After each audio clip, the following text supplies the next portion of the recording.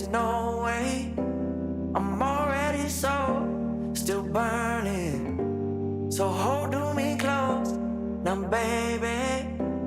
I do what I'm told, still learning to take my chances, to take my time, to keep on dancing, to walk that line, yeah. You got me shifting the paradigm, no longer wishing, you're my lucky strike. Love the way you ride, look into my eyes, say you're ready to go. $1 million life, yeah. We could roll the dice, act like you're surprised, but you already know. Oh yeah, got lucky overnight. Jackpot when I got the invite. Let me wrap my arms around you, cause I can't go home without you. And my heart just vibe with you, babe. Wanna go sky high with you, babe. Gotta bring you close to tell you that you're my lucky strike. And I got to tell you, if you didn't know, then I got to tell you that you're my lucky strike. And I got to tell you, if you didn't know, then I got to tell you that you're my lucky strike. Cooler than cold, I'm all in. So load up the dice, so heavy. The way that you roll, I'm falling. So I never fall, I'm ready to take my chances, to take my time, to keep on dancing, to walk that line, yeah. You got me shifting the paradigm, no longer wishing, you're my lucky strike, yeah. Love the way you ride, look into my eyes, say you're ready to go. $1 million life, yeah. We could roll the dice, yeah. Act like you surprised, but you already know. You're my lucky strike, and I got to tell you, if you didn't know, then I got to tell you that you're my lucky strike, and I got to tell you.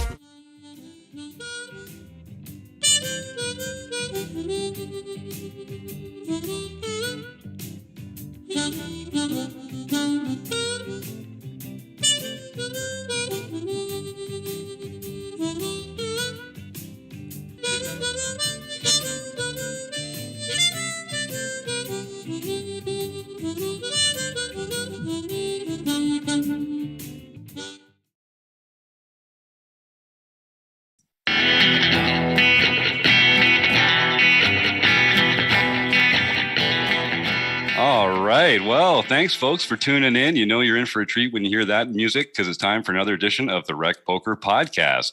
This is the Chats edition, where every week we get to talk to an exciting new guest, someone fun from the poker world. Tonight we're going to be talking to Matt Matros. But before we throw it over to him, I got to say my name's Jim Reid. I've got the best job in the world because I'm the luckiest little duck in the whole freaking world. I get to host the show here every week. You can find me at Blefsterini in the home games, or RecPoker Jim on Twitter. Or you can go to rec.poker/crew to find out about me and the rest of the Wrecking Crew, because it takes a village. Or you can just listen up, because you're about to meet a few of the Wrecking Crew members right now, starting with the one and only Chris Jones.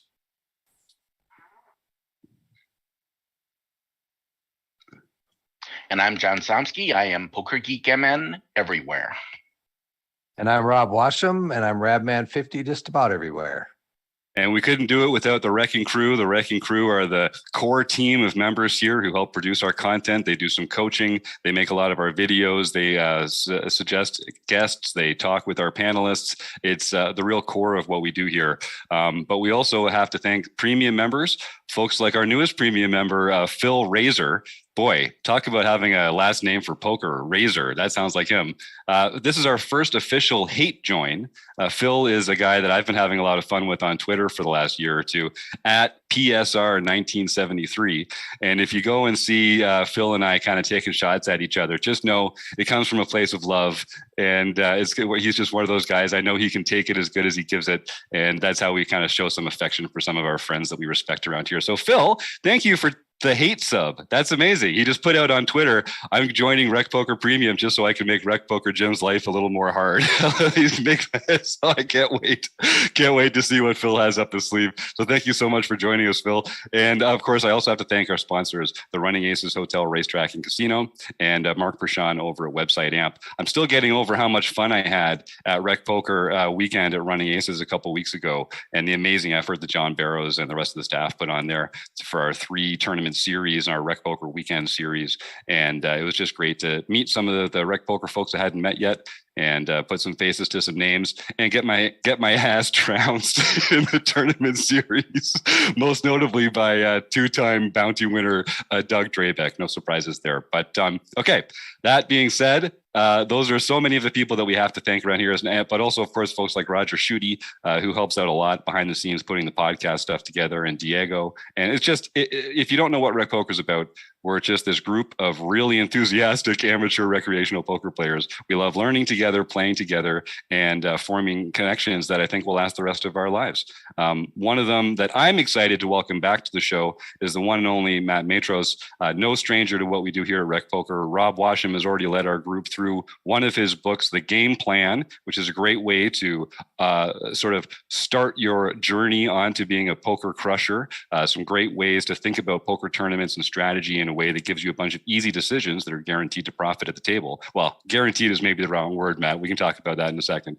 But he's got a new book out now called The Poker Brain, which is all about training yourself to just make optimal poker decisions, whether it's through critical thinking and exploitative analysis. You're going to use your poker brain to improve your thought process at the table. So Matt, first of all, just thank you for coming back to the Rec Poker podcast. Thanks for having me, Jim. It's always a pleasure. Well, you're kind to say. Now, I was so pleased with the game plan when I heard that you had a new book coming out. I was excited for that. The game plan was such a great way to sort of prime someone for tournament poker. And when we had you on the show last time, we talked about how there were kind of some trade-offs there, because the more you simplify things, the more like rarefied edges you kind of have to give up. Just because you're trying to make it more of a general catch-all way to proceed. Does the poker brain kind of take off from there, or how are the two books different? Yeah, well, they're different in kind of one obvious way, which is that the game plan is basically just a list of rules that I tell people to follow without too much explanation. Just say, do this, and you won't get killed in tournaments. You'll have a real chance to make a score. You're not going to become a professional by doing this, but you'll if you're only a recreational player, this will likely improve your results. The poker brain is really teaching you how to think about poker. It's much less about following rules and giving you a set of tools to actually make the best decisions on your own in whatever situation you find yourself in. So in one sense, then it's literally a longer book, and it's a bit of a more advanced book, but I like to think it's also a book that any serious player can get into and learn a lot from. And hopefully the idea is the more you study it, the more you learn, and the more you learn, the more you get the next time you read it. And it's really just a way to prime yourself for improving your decisions at the table. And even if it's only one decision at a time, I think this book can really help just about anybody. Awesome. And I tell me if I'm wrong, Matt, are we going to give away an e-copy today? I don't remember if we actually got clearance for that. We didn't talk about that, but I'm happy to do it. Okay. Sorry, man. It's been such a crazy few weeks. I've been flying all over the place. And, no, that's a great idea. I'm totally happy. All right, you're the man, Matt. So if you're here watching on YouTube right now, which I see my buddy Phil is, so that's awesome. We got a chance to hear me slagging him already once. That's fantastic. At the end of the show, if people type the word contest in, anyone who's joining us on YouTube for free every Monday, 7:30 Eastern, you're welcome to join our contest. And Matt was kind enough when I really put him on the spot there to offer up a book to our members. So that's great. I'm happy to do it. Definitely. Awesome. Well, I know I'm putting people in good hands when I put them in front of your work, Matt. How long did it take to put this together? Was this always kind of your plan for the next book? And was your process different for this? Or tell me a little bit about sort of how it went along. Yeah, I mean, the game plan was strange in that I had initially conceived of having like an introductory section and then like a medium level section and an advanced section. And it turned out that the set of rules that I envisioned for recreational players kind of became a book on its own. And so I'd originally envisioned that as the first third of a longer book, but I put it out as a book by itself. And that whole process only took about 5 months start to finish, which was kind of crazy. Yeah. This one took much longer. This took more like a year and a half. And there were a number of reasons for that. As I mentioned, it's a longer book. It's a more advanced book, but also there was just simply writing and trying to work on a project during this era has proven more difficult.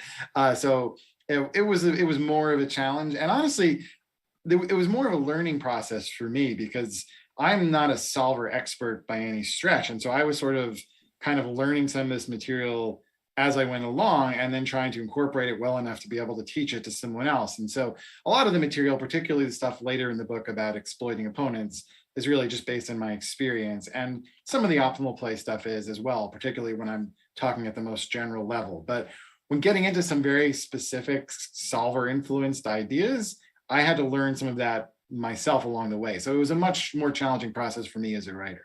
Mm-hmm. And I've always find when you're writing a book like as if I've ever done it, it seems to me as if you were writing a book like this, the audience that you're writing for is really important because they're going to be playing, poker players play in a variety of different kinds of games. Is there a particular like tournament versus cash, big deep stack, certain stakes that this is kind of aimed for optimally, even though I'm sure it has lessons that can be applied at every stake and every game?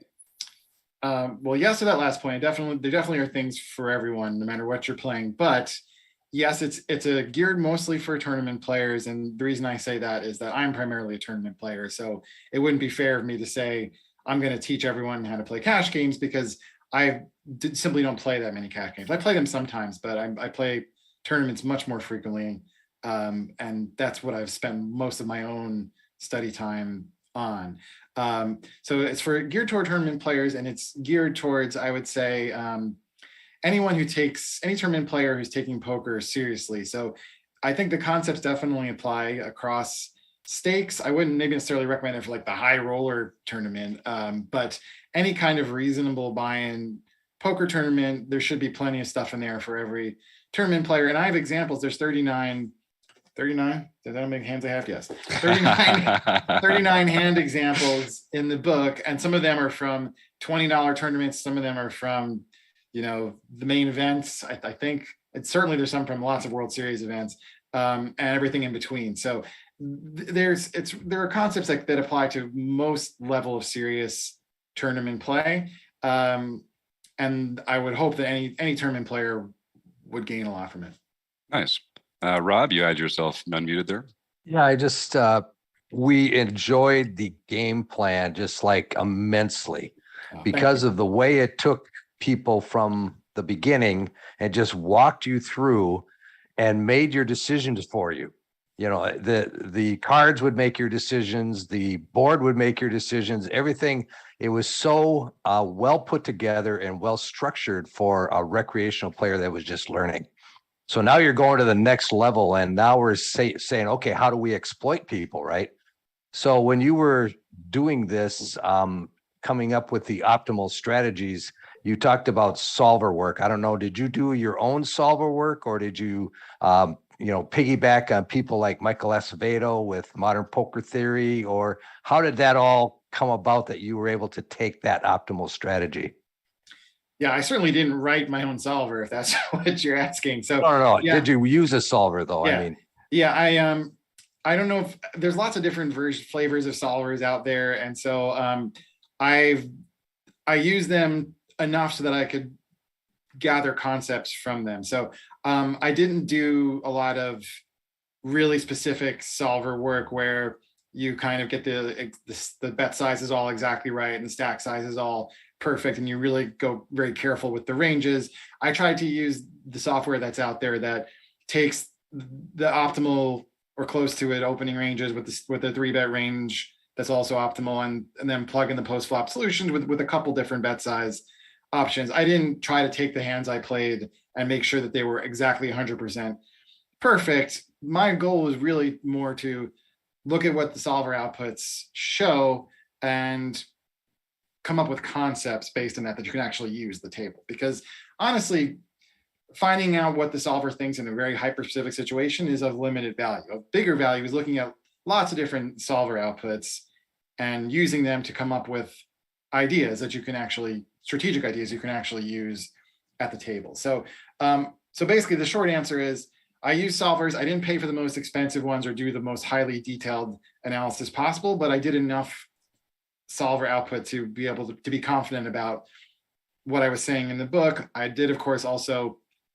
I have read and owned Michael Acevedo's book, and I find it very helpful. I also bounced a lot of the things I was saying off of some high stakes players I respect. My friend Ike Caxton was instrumental in making sure the book knew what it was talking about, basically. So that's basically how I interacted with the solver community and with the high stakes community to make sure that what I was saying, even if it was a little simplified from what a solver would do, was more or less correct. Nice. Was there anything that surprised you, Matt, when you started to look a little deeper or more closely at some of these things? Any assumptions that you had that were incorrect or perhaps just needed to be calibrated slightly differently?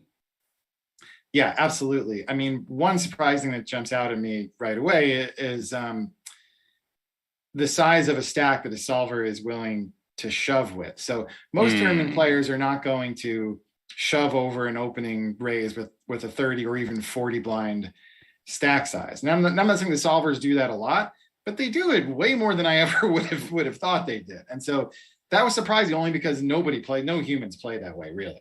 And to see that as part of the optimal solution was sort of eye-opening and caused me to sort of think about why that is. And it does start to make some sense in certain spots when you think about it. Like, if the button opens and you have a 30 blind stack on the small blind and you have 2 6s, well, why not just shove? Because if you call, it's going to be very hard to play after the flop out of position with a hand where you never know where you're at.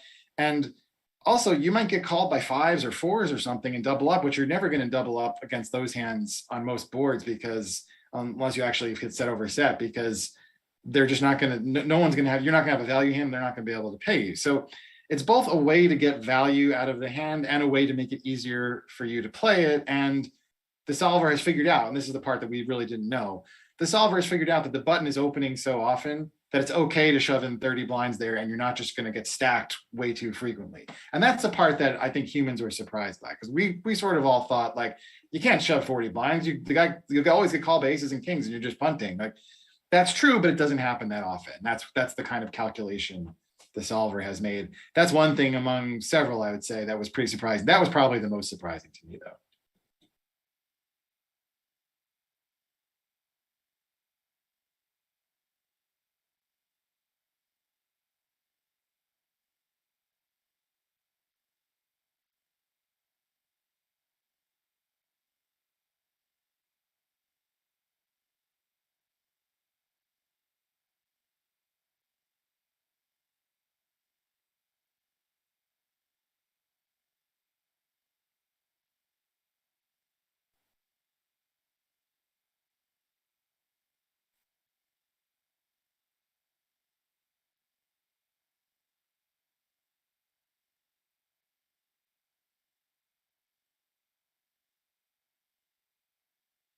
I would say a couple things. First of all, there's a grain of truth in what they're saying, in that you're not going to find a solver solution for 8 limps or a raise and 6 callers. So there's something to be said for, I can't spend too much time studying solver stuff if I'm in a game like that. But what you can do is have, and what I try to do in my book, The Poker Brain, which is right here, what you can do is understand the concepts behind what optimal play looks like, and why what everyone else is doing might not make sense. And once you know that, once you understand, like, okay, well, if there's 7 limpers, the problem is their range is not strong enough. They don't have any good hands in their range. They don't have certain hands in their range on certain flops or pre-flop. And by learning how to think in terms of ranges and think in terms of why you're not supposed to limp behind, and using those kind of concepts, it helps you to play in games like that and helps you to take advantage of other players' mistakes. Because if everyone's limping, but you're not doing anything about it to try to punish that mistake, it doesn't really matter that much that everyone's playing that badly, because if all you're doing is limping behind them and being happy about it because you have position every time, that's probably okay, but you can do better. And by understanding, the more concepts you understand about what makes an optimal play, the better you can take advantage of them. The other thing I would say is if you aspire to get better, then it's a good time to learn stuff like this while you're in a softer game. And as you start beating that game for more and more, you might want to take a shot at a more serious tournament or a more serious playing environment. And so if you already have some foundation for that, then that's a great start. Instead of just like, I beat my home game without understanding anything, I'm going to try to jump up to the next level. Well, you might find yourself totally overwhelmed. But if you've put in some work beforehand and hopefully made some money along the way even, then that's a much better way to move into the next part of your game. So I would say if you want to just play the recreational home game forever and you don't care that much about improving, then sure, don't worry about this stuff. But if you're into poker and want to get better and aspire to play the main event someday, then starting with this stuff, even if you don't go too crazy with it, it can be really helpful. I love that. Now, speaking of which, what are you like? You play poker. You love poker. Do you think of yourself sort of more as a poker author now than a player? Are you still playing regularly? How do you kind of think of yourself in the poker world? I've been playing a lot of the online bracelet events from New Jersey. I live in New York. I've been driving a lot to friends' houses to play these online bracelet events, and I got to say, I've been enjoying and really excited, even if I haven't been running good, but I've been really enjoying studying poker from this somewhat new perspective for me. And, you know, using everything I've learned from the writing of this book and from talking to other players and reviewing hands to applying that to my game. And I'm finding that really fun. So I think as I've been all along, really, I'm both a poker author and a poker player. There's been times in my life that I've been more of one than the other. And I think now, largely because of the pandemic and fatherhood, I've just been more of a poker author these last few years, certainly. I've actually not played live poker since literally like a few days before the pandemic hit. I was in parks playing live sessions, and I've not been back since. I certainly hope to change that soon. But yeah, I'm a mix. I'm definitely both, and I definitely plan on being both in the near term. I don't like to make too many super long-term predictions because you know what they say about making plans and what God says about it. But yeah, but yeah, I think of myself as both, and you know, I'm playing the bracelet events tomorrow night. So right now, I'm thinking of myself as a player, but I'll be writing again at some point. I'll be back to being an author. Now, when you're playing, you know, you had sort of a home playing online, playing live a lot, I know. And that's where, you know, I think you developed a lot of this stuff. Now that you're playing more online, are there adaptations to your game strategically or to other people's games that you think make more sense playing online versus playing live? Well, I do much prefer playing live. I've always felt more comfortable there. And I always have found that there's just more information to be. I mean, it sounds weird to say, because back when people had heads-up displays, they would be able to know the exact raise percentages of all their opponents and stuff. And so there was tons of information if you played online, but there's lots of different kinds of information when you're playing live, in terms of just being in the same space with someone and looking at them and watching them play. And I have a lot more experience in that than some of the newer players do. And so I really think that's been to my advantage over the years. So I do miss that. Having said that, I certainly played a lot online myself, particularly back during the boom before Black Friday hit. I played a ton of stuff online, and I would say online is right now much more about the fundamentals. But having said that, you can still definitely find a lot of people that you can exploit their specific tendencies. And if you look at the exploitive section of my book, which I feel like when I've done a lot of these interviews, most people have read some of the optimal section, but haven't got to the exploitive section, which is fine, but the exploitive section is fun. So jump ahead to that if you're getting bogged down with the optimal stuff. And there's a lot of stuff in the exploitive section that is even about online play, and just about looking at very tiny tendencies you notice from opponents and how to take advantage of that. So exploiting is not always about finding the fish and making sure you're doing the right thing. It is largely about that, but there's other much more subtle things as well. And so online is about the fundamentals, but it's more about picking apart betting patterns, of course, than it is about any other kind of tells.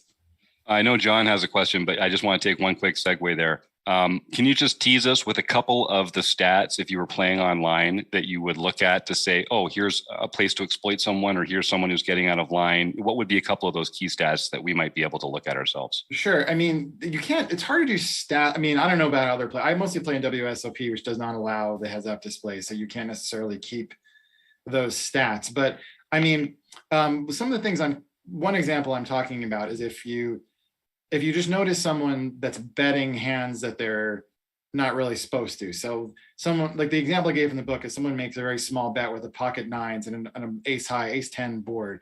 And it's on the flop. And it's kind of a strange hand to be betting there. But even if it's not strange, what you can say concretely is, okay, if they're betting this hand, that means they're betting lots of different kinds of hands. They're not betting a polarized range. They're betting good hands and probably bad hands and probably medium strength hands. And so what we know from optimal play is if someone's betting a non-polarized range, or they're betting all kinds of hands, you want to be raising more often against them. So that's what I kind of try to do in the book, is show that once you know some of the optimal concepts, you apply them exploitively. You can see, oh, they're betting more hands than I would be there and different kinds of hands than I would be. I should be raising more in this spot than I would be against an optimal player. So it's just observing little things like that can help you find the occasional little play here or there that you might not have seen otherwise. Well, Matt, I first have to say that I am shocked to hear that fatherhood actually cuts into your poker playing time. That's the first time I've ever heard anyone say that. But no, really, the game plan was a really easy book to read, and it made a lot of. I mean, an easy read, made a lot of sense, and you could see where it was balanced within itself. And I'm assuming with the poker brain, it's going to now make it so that you can actually understand why the balance is there and where to go from on that point of view. From a writing style point of view, are the two books pretty similar? Because I really enjoyed the writing style of the game plan. That's, I guess, what I'm trying to say. Thank you so much for that. Yeah, I think what the books have in common, we talked about the differences, but what they have in common is they're both trying to take topics that are somewhat complicated and make them understandable, make them make sense. And so I present a concept in the poker brain, I give it its own chapter, and then I have several hand examples at the end that show exactly what I'm talking about. And so in that sense, it's very similar to the game plan in that I'm trying to show you what to do. I'm not trying to use a bunch of fancy language and fancy terminology to confuse people. I'm trying to give players concepts that they can actually think about and use at the table and not make it too confusing.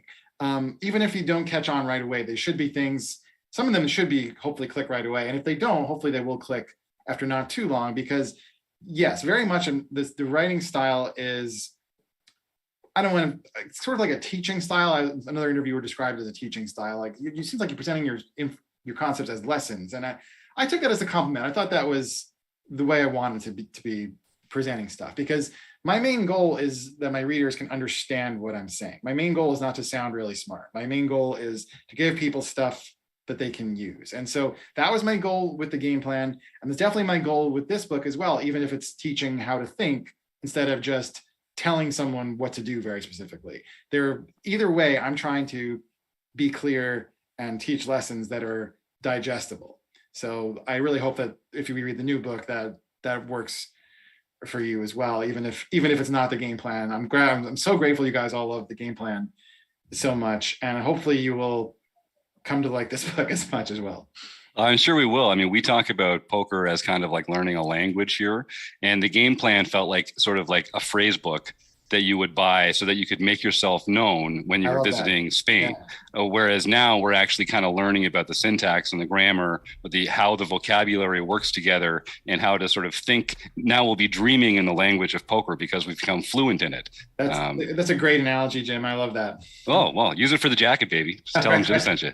Just Chris? to add, we've got some big fans in the chat as well. Troy Chapman saying the game plan king.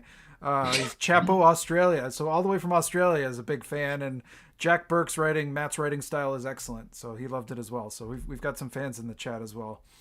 Thanks so much, guys. I really do appreciate it.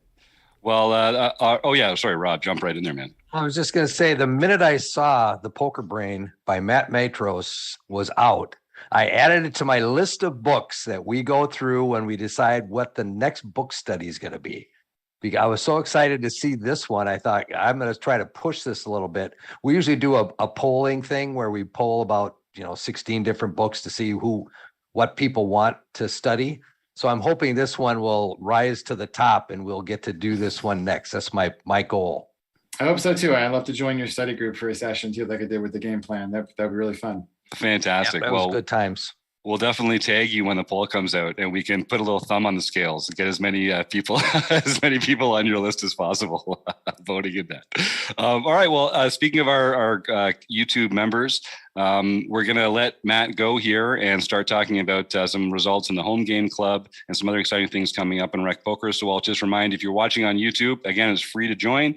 If you type the word contest in there, we'll do a little draw with my magical nerdy dice here after Matt's gone, and figure out who's going to win a copy of the Poker Brain, an e-copy that we'll get in touch with you after the show to arrange. So folks, get in there and type the word contest in. Matt, where can people buy the book, and where can they reach you? Where's your favorite place for people to connect with you?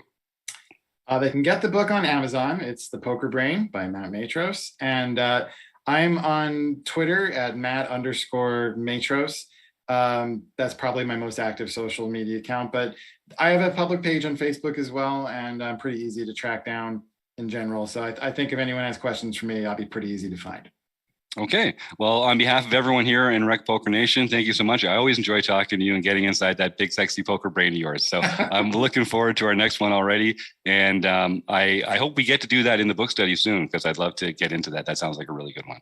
Thanks so much for having me, Jim. This was so fun. All right, my friend. Bye, guys. Have a great one. Take care. All right. So John Somsky, our unfatigued, untiring leader of the home game world. How are things going in your personal life, and how are things going in the home game club? Well, personal life, I've heard that there is such a thing, and I plan to investigate that one of these days. So we'll see how that goes. With all your free time, right, John? Yeah, exactly. But as far as the home game club works, we actually recently hit 500 members. Oh, yeah. And I had to call a few of the old people who never got their accounts lined up to make room for more. Kick them out. Kick them out. Kick them out. Get out of here. Seems to be our PokerStars limit, although I will work on them. My goal is to force them to increase it, because we have so many people and the demand is so high. Yes, we're looking for a hashtag so that we can mount a social media campaign, right? Something like Rec the PokerStars Home Game Club. We got to pick the word rec in there somewhere. But yeah, gang, if we get to the point where we need to, start carrying torches and pitchforks over to the Isle of Man. Oh, it's in Canada now, isn't it? It's actually, I think they're based out of Toronto now that they're a Canadian place. Oh. Yeah, I think so. They've got like some big office in Toronto they were hiring recently. So I've got pitchforks. My wife works at a barn. We've got no shortage of pitchforks available here if the time comes. Maybe we'll just stick to Twitter and Facebook at first. Keep it simple. Probably wise. Yeah, I have a feeling you might hurt yourself with the pitchfork. So. Yeah, probably. Anyway, we had our No Limit Hold'em Championship Series on July 6th, and Roz Quarto, won her first No Limit Hold'em Championship Series. Then on July 4th, Michael Babker won his sixth nightly victory of the year, and this is his 20th Rec Poker victory lifetime. Wow. I bet that's a real benchmark. I don't know how many people have won 20 or more. It's a short, impressive list, no doubt. It is a short list. Well, actually, I'm getting ahead of myself. Technically, that was his fifth win, and he got 19, because then on July 9th, he came back and won another one. Wow. So that actually made his 20th. That's even more impressive. But On July 5th, we had Mark Kiki. He won his 5th nightly victory for the month, and that's his actually 22nd lifetime victory. My God, the force is strong with that family. Frogman Rick Day. Yes, Rick Day. 3rd nightly victory for the year. John Rick, Lancer. if Rick Day is watching, nothing makes me happier than when I look over at this beautiful piece of work right here. Rick Day, check this out on YouTube if you're there. I want you to know how much fun I have looking at this each and every day. Thank you so much, Rick. Amazing. John Lancer, John Bensky got his 4th nightly victory for the year. Then John Lutzy, got his first daily mixed practice victory for the year. Roadstar 33, Randy Smith got his 4th international victory for the year. I got a chance to have a drink with Randy in Minnesota there. We talked about motorcycles and life and all the ups and downs of touring. And that was a great time. I really enjoyed getting to know Randy a little better. Nice. Yeah, I played at the table with him for a little while. And other than the fact when he took my chips, other than that, it was all good.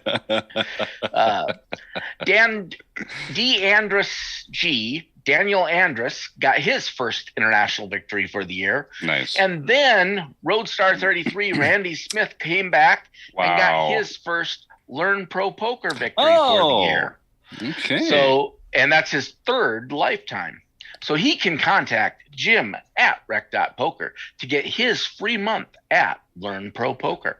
I hope he does, because Randy, I know you feel like you've got a lot of the answers all figured out, but you trust me, man. Go check out this free month at Learn Pro Poker. I guarantee you, if you take a little time with some of the videos there, you will learn something about poker that you don't know. You will become a better poker player if you take advantage of that free month of Learn Pro Poker. What Ryan LaPlante and the gang gets up to over there is superb. And yeah, you'd be crazy not to take me up on that offer. So email me, jim@rec.poker, and claim that free month. Chris, we are in July. We sent out a seminar this month that was all about c-betting out of position. Is that right? What was that like, studying that and putting that deep dive together? I think it's a really rich topic, and I think it's one that we don't think about enough. And I think there's some really surprising things that come into it. And basically, if I had to boil it down to one thing, is that we should be checking a lot more when we're in this spot. But really breaking down why and when and what our approach is in these spots when we do that is, I think, something that's probably for a big broader conversation. But it's a very interesting topic.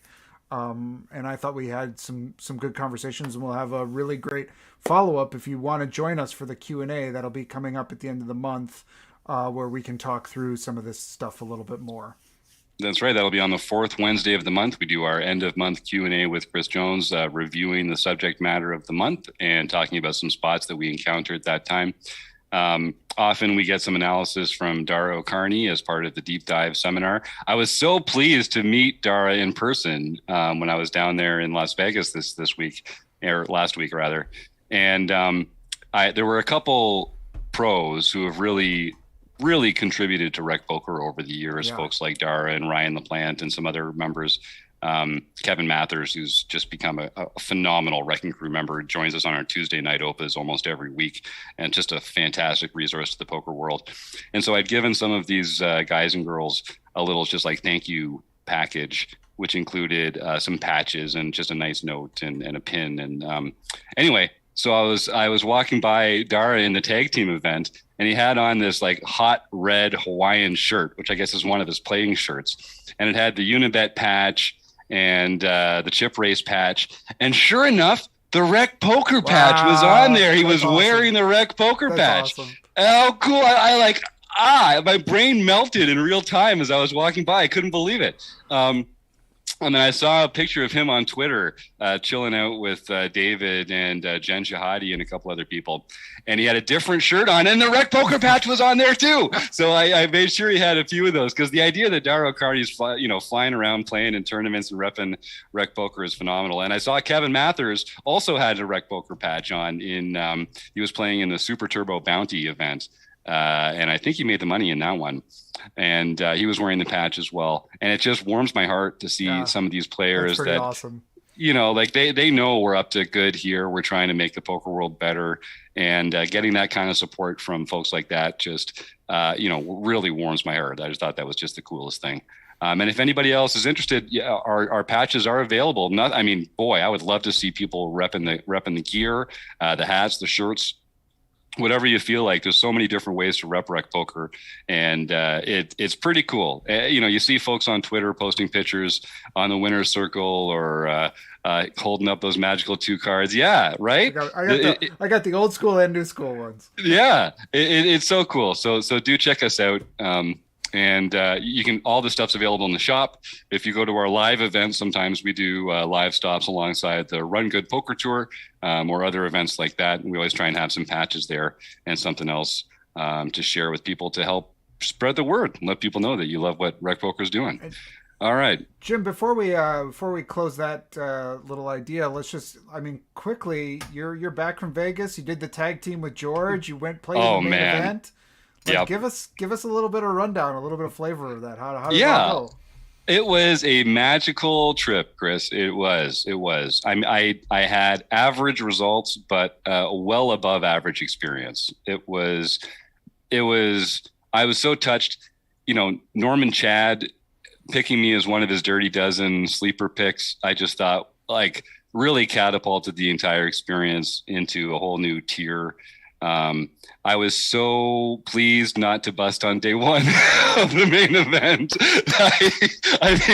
I would have if the right choice was there and it didn't go my way. I would have. Yeah. But I was so pleased not to find a bag. Happens to about a third of the field, right? So yeah. No shame in it, but no shame in it at all. But just I'm glad that it didn't work out that way. Yeah. And I made it almost all the way to the end of day 2. I ended up busting. For those who don't know, I ended up busting with pocket 8s, shoving my last 12 or 13 big blinds in middle position. Got snapped off by aces. Yeah, Rob.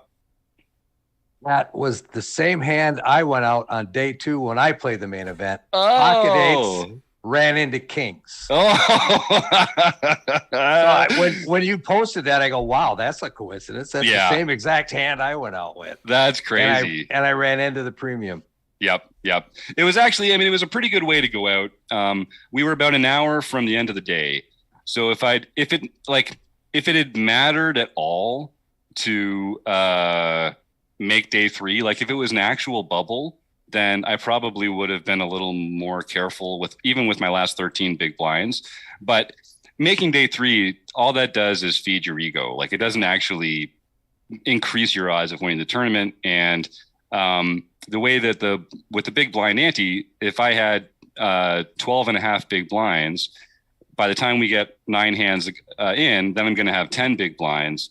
And it wasn't a question of the blinds going up too fast so much as the blind. Once you get that short, just the blinds come around often enough that if you're not treading water by at least winning a pot of blinds every round or 2, you're just going to get down to the point where you don't have any fold equity at all.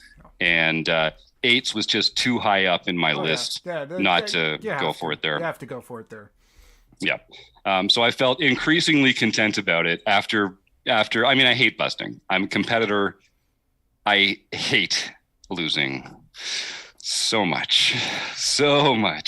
But everyone who doesn't win the tournament loses. There's just a field of losers and then the one who wins. Yep. And even the best tournament players are losers most of the time. Right. Yeah. So I am glad, there was part of me that wanted to just sort of make day 3, because playing the main event, the only question anyone ever asks is what day did you bust? It's if you made money, and if you didn't make money, it's well, how far did you make it? And I really, having bagged day 1, I just loved the attitude of day 2. I was not afraid to bust on day 2 at all. And I just wanted to maximize my odds of winning the tournament. There was a lot of crushers that did not make it through day 1. Yep. Daniel Negreanu didn't make it. Phil Hellmuth. A couple of the top pros, they didn't make it. There was a ton of people I saw that were busting out on day 1. So, hey, You made day 2. You did better than they did. Yeah, that's right. And so therefore I'm a better poker player than them, right? That's just how how that goes. Of course. Exactly. That's how that works. Next year, I would suggest, though, rather than thinking, there was part of me that would like to make day 3. Next year, go in with the attitude, there's part of me that just like to win the whole damn thing. Yeah, you're right. I think you're right. Hey, I mean, if next year's a thing, nothing would make me happier. It's a big ticket item. I'll just be honest with you. My family and I, we're not really in a position to put $10,000 up to play a poker tournament. If I hadn't won the satellite, I don't think there's any way I would have played it. But that being said, I mean, listen, I didn't feel like I had any kind of edge on the field there, but I didn't feel outclassed either. I thought I was making good poker decisions. I thought there was a lot of people in that tournament that are worse at poker than I am. And they don't have that platinum horseshoe stored the way I do. So you never know. I really do want to play it again. Like I've said, those mega satellites there in Vegas are a good value. There's a lot of people taking their shots there, and some of them also are not good at poker. So right. Yes. Yeah. So it was an extremely valuable experience. I feel like it was nice to sort of test my mettle against that field. It's hard to explain how luxurious that 2-hour level structure is. Because I've played 40-minute levels, I've played 1-hour levels, and I thought, well, just double 1-hour levels, and that's how it feels. That's not even really true. It's taking a break every 2 hours. So you come back, and that's when the blinds are different. Like it's actually a very comfortable mental game, because you know what the blinds are at all times. You're deep enough on day 1 that you're really, it's like a cash game, except for the simple part of just making sure that you don't make a huge catastrophic error. Mm-hmm. And yeah, I can see why people want to play it every year. It's a phenomenal tournament. It's hard to, it's weird to say it's a great value given that it costs $10,000 to enter, but I see what they mean. Any tournament that has a lot of satellite players is typically going to be a good tournament. It's the only 10K in the world that's going to be that. I mean, it's not that it's easy, and there's lots of all the world-class players are there too, but it's the only 10K in the world where you're going to have some very not very good players as well. Yeah. The percentage of recreational players playing that is much higher than any other 10K event. Right. I mean, I might play that event someday. Yeah. So there you go. Yeah. Wow. Well, and I think it also if you've played any live poker at all, you can kind of tell who the players are that really know what they're doing and who the other players are. And if you just take the appropriate actions against those kind of two classes of players, I think that's going to help a lot. And but not only the structure, but also the dynamic. The dynamic is very unique because in every tournament, it's about applying pressure, making good hands, and making good bluffs. But in this one, people really don't want to bust. There's an almost unique amount of fold equity involved. And that really changes not only how you bluff, but how you value bet, because you really have to target a different part of players' ranges for both of those things than you would otherwise. And that really changes the class of hands that you value bet with and that you bluff with, and also the sizes that you use. So it was one good note for me to really drill into some of that stuff for next year. I kind of did myself a disservice by not really studying enough for this. I've just got so many things in my life right now. I was not able to prioritize prep and study for it in the way that I'd like to. But I did kind of feel like I know the areas now that I need to work on a little bit more. And that gives me a lot of confidence about getting in there again and sort of seeing what I've got against the field. So we've got some cool comments here in the chat. Troy Chapman says, tell us about one big hand in the main. I think I'll prepare some thoughts on some of the hands so that we can go over them in a forums edition maybe. Great. And I don't want to just talk off the cuff about them because I haven't had a chance to really digest or do some work in the lab and see how I feel about it. But I see what you're saying. Phil pipes up and says you're really good at losing, Jim. Yeah, that's right. That's what I'm talking about. That's my guy. That's my guy. I know that, Phil. I'm so glad that you believe in me, brother. Thank you so much for that faith. That unending faith that I get from you, Phil. Thank you so much. But one thing, Troy, I will say. So instead of talking about one like deep run through of a hand, I'll just talk about sort of the dynamic a little bit. So it's such a weird situation where, let's just talk about three betting a little, because of how deep you are, and because players don't want to bust. There's basically two kinds of players out there. They're the ones that are going to call three bets and the ones that are not going to call three bets. And no one is bluff four betting. I mean, some people might be bluff four betting at a hugely low frequency, but almost every four bet is a value four bet. And I found, so on day one, the player to my left was three betting me every time I opened. I think it's because I have the words REC printed on my shirt and hat.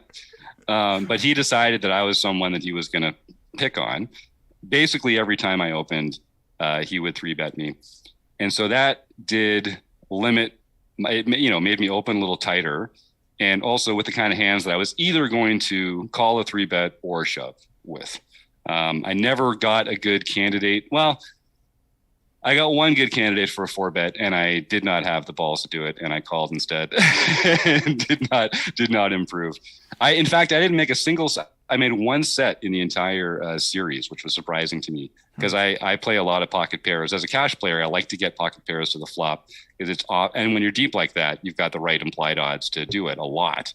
And so most of the hands that I called with were pocket pairs or like suited aces that were good enough to call, not good enough to four bet for value, too good to four bet as a bluff. And just never really got good flops for them, unfortunately. And the structure is so deep that like there was this one hand where I called a three bet with, I think it was ace 10 of hearts, which is about the worst ace I'm calling. But the suitedness and the Broadway ability is just put it in that range of, all right, let's see a flop. I don't like playing it out of position, but I was getting three bet a lot and just kind of promoted it in my range a little bit. And the flop came three clubs. And it's just so easy for me to have the clubs there as easy as the hearts. So he came out with a bet. I ended up check raising a bluff. He continued. It was probably one of the hands I wish I had back, because the second time I play the main, I'll know you just fold. There's going to be a better opportunity when you have an ace of clubs in your hand to do that. Mm-hmm. And you don't have to kind of like manufacture these spots, because you can just fold and turn it down. Even though it's like, this is a good board for me, it's not a great board for him. I should be able to get it through here sometimes, but this didn't have to be one of those times. And I should have waited until I had a blocker to his having the strong hand. And yeah, that was one thing about there. The one thing I wish I'm not sure that's even true, but three betting and the three betting dynamic was really interesting, because I also used three bets. I wasn't three betting any value hands at all. I was only three betting hands where I wanted folds against the players that were going to fold all the time. So I three bet king 10 offsuit, ace 7 offsuit, a lot of junky aces and kings, and called with some of those other ones. And I think I three bet kings exactly for value, because I just hate calling and seeing an ace when you don't at least make them pay for that. But I three bet queens once in a spot and correctly folded to a four bet. They showed me the aces afterwards, which made me feel great. And I think honestly, I think queens play as a call a lot of the times in that dynamic, because no one's proceeding with the kind of hands that you're normally crushing in a spot like that, because people are just over folding. So that'll be something I'll be interested to look into a little more closely. Again, in that dynamic, position matters and where their original opening raise was. This one was under the gun. So I think it does really change. It does really change the hands that you choose to three bet, and it should change the hands that you choose to call three bets with. So that was one thing. I'll be interested to kind of do a little more review on. But other than that, I didn't really see that many situations that were unconventionally affected by the structure or the dynamic. Otherwise, just the normal stuff you think post flop.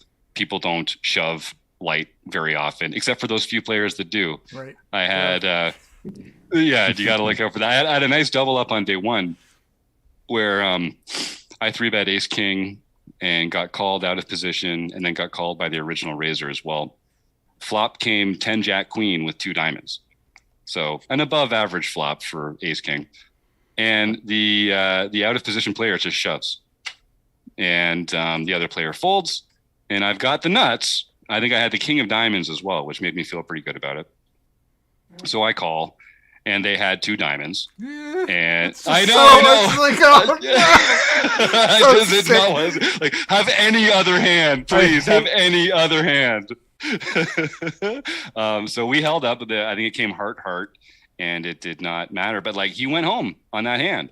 And if a diamond had come, I would be down to like 4 big blinds or something like that. And so it's like if I didn't have the nuts, like it's a very different, it's a different game. Like the fold equity really, really matters. And I find that makes the biggest difference when it comes to players that will 3-bet a wider range. That I noticed that for sure. So let me see. We got some other comments here in the chat. Phil says, the only thing I have left after the trip to running aces is my rec poker patch. Oh yeah. So I've got some company in losing then, Phil. I'm glad to hear that. Less than 1 month until Run Good in Council Bluffs. I heard that was going to be going on. I don't know if I've got enough points with Mrs. Bluffsterini to make it down personally. But we often send a pretty good contingent down to Council Bluffs. Something tells me Tim Misclick Donkey Fritz will be there. It's right in his backyard. That's in his backyard, yeah. Yeah. So that'll be fun. And it's such a great series. Those guys have a great time every time they go. Troy says we should do a run through of some of your hands in a group session. That's a great idea. I think we'll do that. We'll definitely take a look at least a couple in a forums edition coming up. And if people are interested on Twitter, you can look me up at RecPoker Jim. I tweeted out a bunch of hand updates as we went by using this great hand history keyboard that Pet Vet Kim Kilroy showed me about. So that was a good one. Thank you, Josh. I think that would be fun. Troy says, I think the feeling of knowing you can mix it up at the table is such an underrated feeling. Like you're not outclassed is a good feeling. Yeah, exactly. Yeah, I did feel very comfortable just taking the spots that came along. And it is. Yeah, it was. You said it very well there, Troy. That's exactly correct. Yeah, you don't have to force it. Martha says, what a fun show tonight, guys. Thanks. Well, thank you, Martha. Be nice to catch up with Martha again sometime soon, I hope.